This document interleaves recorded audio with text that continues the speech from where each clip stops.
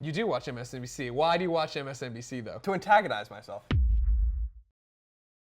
What's up, everybody? Welcome to A Conversation with Colin. I'm Greg, and this is my roommate, Colin. Now, sometimes Colin says crazy stuff. So every Tuesday and Thursday, I reach into my random topic pile, pull one out, toss it at him, and we talk it out for your amusement. If you like that, like the video, subscribe to our channel, share us with your friends. Colin, you ready? Yes. Today's topic of conversation is 24-hour cable news channels from more Cyan. How do you feel about them? They're fine. CNN, the Fox I think News. they're interesting. CNN sucks. I think that But you like Fox? No, actually, like I watch. You know that I watch MSNBC. You do watch MSNBC. Why do you watch MSNBC, though? To antagonize myself. Doesn't watch it for any kind of news gathering information. I think you originally told me you did it to keep your eye on the liberal agenda. Yeah, no, I gotta keep one eye on the liberal agenda. Right. No, I don't watch Fox. Everyone, I hate when people on Twitter are like, well, go watch more Fox News. Like, I don't fucking watch Fox News. I know how I feel. Yeah. I don't need to like watch someone like reassess the way I feel about things. Even Fox News, though, I don't think reassesses how you feel. Well, no, but I mean, like, they're most of the time. Yeah. I mean, like, yeah. Now, with that said, I read Judge Report every day and Hot Air and stuff like that. And those are conservative news sites, but I like watching MSNBC because I like some of the people on there. Like, I like Chris Matthews and I like Rachel Maddow a lot. I think Rachel Maddow is fucking super smart. I like Rachel Maddow. Rachel Maddow's a Rhodes Scholar. She's not a dummy. Yeah. And I respect that. As opposed to like Sean Hannity, who like barely graduated high school. You know, like so. I'm not saying Sean Hannity's not a smart dude too. He obviously is. So like where he is, he makes a lot more money than anyone at MSNBC. So he's got to be pretty smart. But yeah. I appreciate their perspectives. I think that they're wrong about a lot of stuff, but I need people to challenge the way I feel than toe the line on the way I feel. Like, I don't understand consuming news exclusively reaffirming the things you already know about how you feel. Like, it doesn't make any sense to me. It doesn't make me feel like when I'm watching like Sean Hannity or Greta Van Susteren talking about how much they hate the debt. It's like, I already fucking hate the debt. I already know that. I don't need fucking Greta Van Susteren to tell me that. Like, what does Lawrence O'Donnell's dumbass have to say about it tonight? And so I'll go to MSNBC and I'll watch that instead. Okay.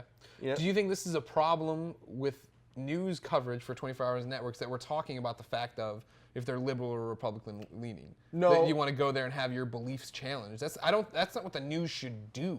Yeah, but the straight news. Straight news. Give me that straight news. Give me that straight news. Doesn't have, like, there's no 24-hour news channels for headline news, I guess, with straight news coverage. Like, right. That's not what people want. People have this illusion, like this ignorant illusion that like there was a time and a place in America where like news was unbiased. Like, that's fucking ridiculous. Like, back in the day of broadsides and broadsheets, like they were as biased as they were now. Like, go read about the Boston Massacre in Boston in 1770 and like read those newspapers and say how like fucking straight news they were. Give me a break. Like, the news has always been tainted by a perspective, and that's okay because, you know, news is factual, and you read the AP or Reuters and it's like, this happened today, and blah, blah, blah. It's fucking boring. Like, that's cool. Yeah. And, like, I read the AP every day. I read the AP every day for, like, 45 minutes on the train. Yeah. Both to work and on the way back. That's all I read. That's all I do is I listen to music and read the AP. Yeah. So and, 311, some AP, you're all set. Yeah, and, like, because that's giving you, like, this is what happened today in Rwanda. This is what happened today in Washington. This is what happened today in, you know, the UN.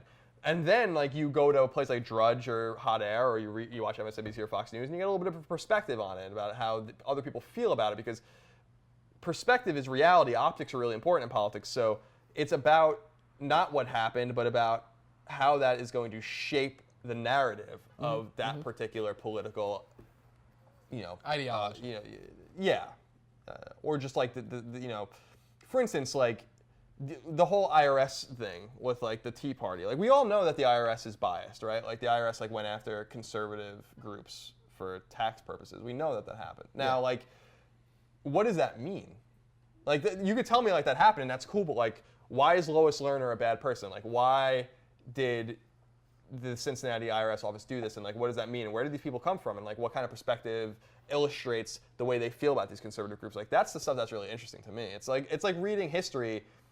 Like, my old history professors used to tell me, this is a common thing in history when you study it. Like, history is 10% facts and dates and 90% interpretation of those facts and dates. And so I know that Yorktown happened in 1781, but why was Yorktown important? I could study the columns and see how the units fought each other, but why did they fight like that? And why did Washington beat Cornwallis? And how did that happen? And what were the repercussions of that? Sure. And how did that lead to the Treaty of Paris in 1783? That's what's important. You know, so it's very much informed by how I feel about history. So do you think part of the problem is that people, average Joes, aren't reading the AP? They're just going to MSN or Fox and then saying that that is the news. Sure. That they're getting the skewed perspective and taking it as fact. That's a problem, but I think people need to know what they're getting themselves into, because I don't think MSNBC or Fox News portray themselves as being like the dirty fucking raw news. Like I don't think MSNBC Fair and balanced is Fox's thing. Well, the thing about I'll get to Fox in a minute, but like the thing with MSNBC is like their whole thing is lean forward. It's like a total nod to them being left wing. You know, like lean forward. Like is them saying like we're not, you know, like forward, like progressive. No, the way they mean is don't lean right, don't lean left. No, lean that's down not the middle. the way they mean it. I'm Greg. saying that's how they spin it when they talk about it. That's not what it means.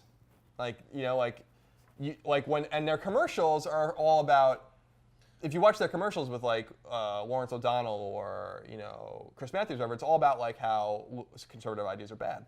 Okay. Like that's all their commercials. It's like, we attack Social Security, but this is what blah, blah, blah. Like, it's all, like, they don't hide it. And, like, so when people give MSNBC a hard time, I understand. MSNBC has no viewers and, like, they're tanking, but, like, they are what they are. And I think with Fox News, Fox News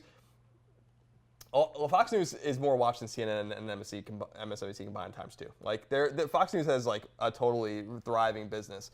But people have this whole opinion that Fox News is totally biased to the right, and it is in a sense with some people, but it actually has much more balance than MSNBC, because there are people like Brett Baer that, you know, that are totally like news-oriented and straightforward or whatever, but when you have people like Sean Hannity on there, Greta Van Susteren is another great example of a person who has really no agenda. But when you have someone like John Stossel or you know, who's like a hardcore libertarian. The Stoss. I love John Stossel. John Stoss is awesome. Or 2020? So like when you have those kinds of guys, I understand why that people think that about them, but I actually think Fox News is actually a lot more fair. And research about the two channels have shown that Fox News is much more balanced than MSNBC. So people don't want to pay attention to that. That's fine. I don't think Roger Ailes is sitting there in his fucking ivory tower really giving a shit what people think about Fox News as he counts his $1 million bills.